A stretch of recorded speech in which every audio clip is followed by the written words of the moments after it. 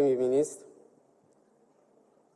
Madame la Présidente du Haut Conseil des collectivités territoriales, Monsieur le Président du Conseil économique, social et environnemental, Monsieur le Ministre de l'Éducation nationale, Monsieur le Ministre de la Formation professionnelle, Monsieur le Ministre de l'Enseignement supérieur, de la Recherche et de l'Innovation, Mesdames, Messieurs les membres du corps diplomatique, représentants des partenaires techniques et financiers, honorables députés, membres du Haut Conseil des collectivités territoriales et du Haut Conseil et du Conseil économique, social et environnemental, Mesdames, Messieurs les recteurs, doyens faire, inspecteurs d'académie, membres du corps enseignant et du personnel administratif, Mesdames, Messieurs les représentants des partenaires sociaux, Monsieur le parrain, Mesdames, Messieurs les membres de la famille du parrain, chers parents d'élèves, chers lauréates et lauréats, chers invités, Mesdames et Messieurs. La cérémonie solennelle de distribution des prix aux lauréats du concours général est assurément un de ces importants qui rythment la vie de notre nation.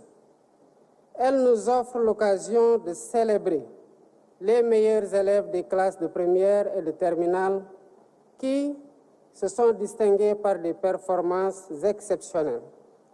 Cette cérémonie n'est pas seulement une reconnaissance de votre travail acharné et de vos talents exceptionnels.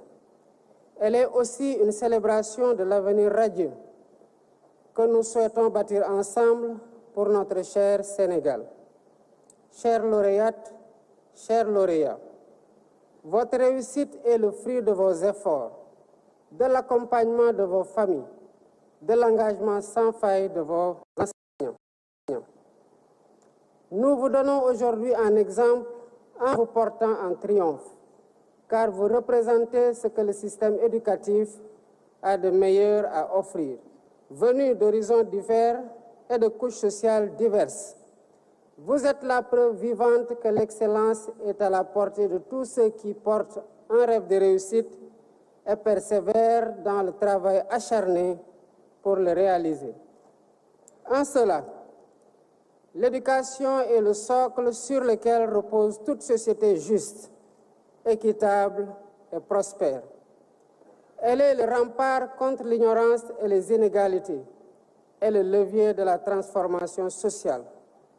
Nous devons donc garantir à chaque enfant, qu'il soit en milieu urbain ou rural, les mêmes opportunités de réussite. Pour ce faire, nous travaillons au renforcement et à la modernisation des infrastructures scolaires, mais également à la formation des enseignants et à l'amélioration des conditions d'exercice de leur noble métier avec des contenus pédagogiques pertinents et adaptés aux défis du XXIe siècle. C'est à travers une éducation de qualité que nous formons des citoyens éclairés, conscients de leurs droits et de leurs devoirs et aptes à participer pleinement au développement de notre pays. Cela témoigne de la noblesse de la fonction enseignante, qui n'a d'égal que la passion de nos enseignants pour la transmission du savoir et de l'élévation de l'esprit. Je tiens ainsi à féliciter chaleureusement tous les acteurs de l'éducation, enseignants, élèves, parents d'élèves.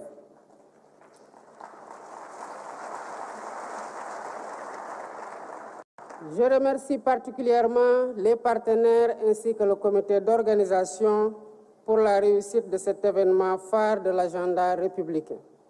Mesdames et Messieurs, cette cérémonie, au-delà de son aspect symbolique et festif, nous invite à une réflexion profonde sur notre système éducatif dans un monde de plus en plus complexe et exigeant. Le thème de cette année, enjeux, défis et perspectives pour une école au service de la souveraineté nationale, est d'une pertinence particulière. Il interroge la place fondamentale de l'école dans notre programme de gouvernement et nous oblige à repenser le système éducatif pour en faire un véritable levier de notre souveraineté nationale. Cette option a été brillamment développée par M. Waliba, professeur de lettres modernes au lycée Cheikh Hamidou Kane de Mbao, que je félicite pour la qualité remarquable de son exposé, qui a fait ressortir clairement la volonté de transformation systémique de notre pays pour renforcer notre souveraineté. Notre jeunesse dynamique et engagée a un rôle crucial à jouer dans cette perspective. Elle y parviendra grâce à un système éducatif qui intègre les valeurs africaines et surtout les langues nationales. Un système qui aspire à être autonome, inclusif et de qualité en vue de parvenir à la société éducative que nous souhaitons ardemment. Cette société éducative sera le fruit de la transformation systémique du Sénégal qui elle-même passera nécessairement par le renouveau et le repositionnement stratégique de l'école dans les valeurs, ambitions et les ambitions culturelles de notre société.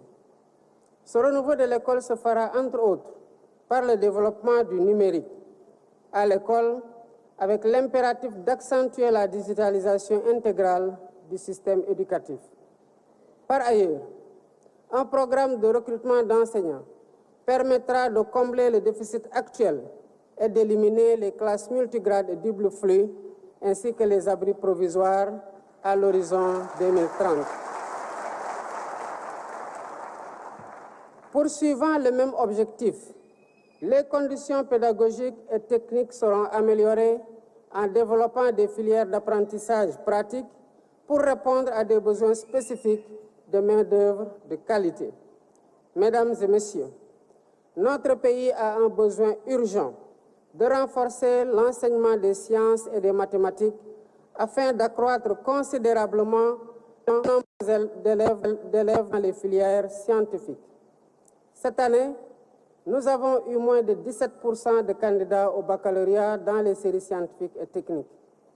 Cette régression des candidatures scientifiques au baccalauréat doit impérativement s'arrêter pour éviter d'hypothéquer nos ambitions légitimes de souveraineté alimentaire, pharmaceutique, numérique, technologique et même en matière de sécurité. Le Sénégal a besoin de scientifiques pour faire face aux défis du temps présent et à venir.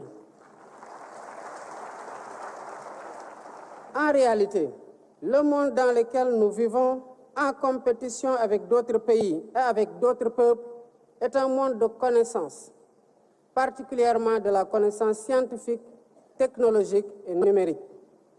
Aussi, la conquête des souverainetés auxquelles je vous invite passe nécessairement par la maîtrise des sciences, des mathématiques, des technologies et du numérique. C'est pourquoi j'invite les apprenants à redoubler d'efforts pour s'approprier les sciences, les technologies et les mathématiques. J'invite aussi les pédagogues à réfléchir sur les voies et moyens de faire de notre système éducatif un espace attractif d'apprentissage des sciences et des technologies. Un espace qui forme des élèves créatifs, dotés de capacités d'innovation. L'enseignement technique et la formation professionnelle seront des leviers d'industrialisation, de valorisation des ressources et d'amélioration de l'employabilité des diplômés. Nous comptons renforcer la carte nationale des établissements d'enseignement technique et diversifier les offres de formation pour une éducation plus inclusive et de qualité. L'éducation des enfants et des jeunes en situation de handicap étant pour nous une priorité nationale, nous devons construire des instituts spécialisés et renforcer le système des assistants de vie scolaire tout en mettant aux normes toutes les infrastructures. Mesdames et messieurs, mettre l'école au service de la souveraineté nationale, c'est aussi poursuivre l'intégration des langues nationales dans notre système éducatif. Les expérimentations en cours dans le cadre du modèle harmonisé d'éducation bilingue au Sénégal seront capitalisées en vue de mettre ces langues au cœur du dispositif d'enseignement. Par ailleurs, l'évaluation du système éducatif en cours permettra une mise en adéquation des programmes avec les réalités, les enjeux du moment et les besoins de l'économie nationale. C'est dans cette perspective que j'ai instruit de renforcer le rôle et la place de la Faculté des sciences et techniques de l'éducation et de la formation FASTEF et de l'UFR des sciences de l'éducation, la formation et du sport, ainsi que des écoles nationales de formation d'instituteurs en vue de l'amélioration continue de la qualité des enseignements. Mesdames et Messieurs, pour la présente édition, j'ai choisi comme parrain un homme d'exception, un homme de science qui fait la fierté de notre pays en Afrique et dans le monde. Je veux nommer le professeur Mamadou Sangaré.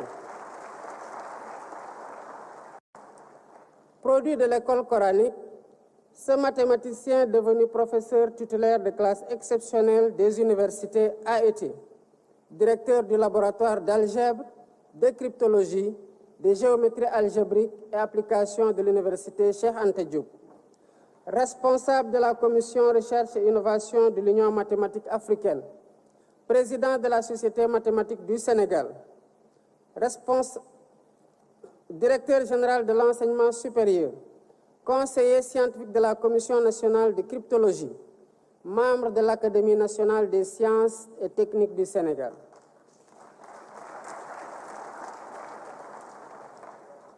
Chers lauréates, chers lauréats, j'ai porté mon choix sur le professeur Mamadou Sangaré afin que son brillant parcours vous éclaire et vous inspire.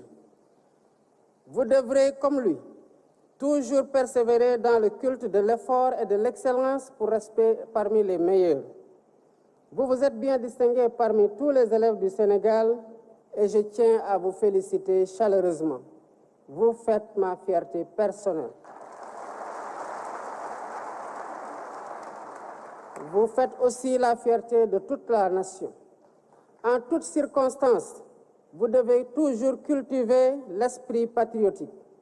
La nation toute entière place beaucoup d'espoir en vous pour continuer à rayonner. Le flambeau est déjà entre vos mains et nous sommes conscients que votre éducation n'a pas de prix. Car seule une éducation de qualité de notre jeunesse nous garantit un Sénégal souverain, un Sénégal juste, un Sénégal prospère dans une Afrique en progrès. Ensemble, continuons d'investir et de nous investir dans l'éducation pour un Sénégal meilleur.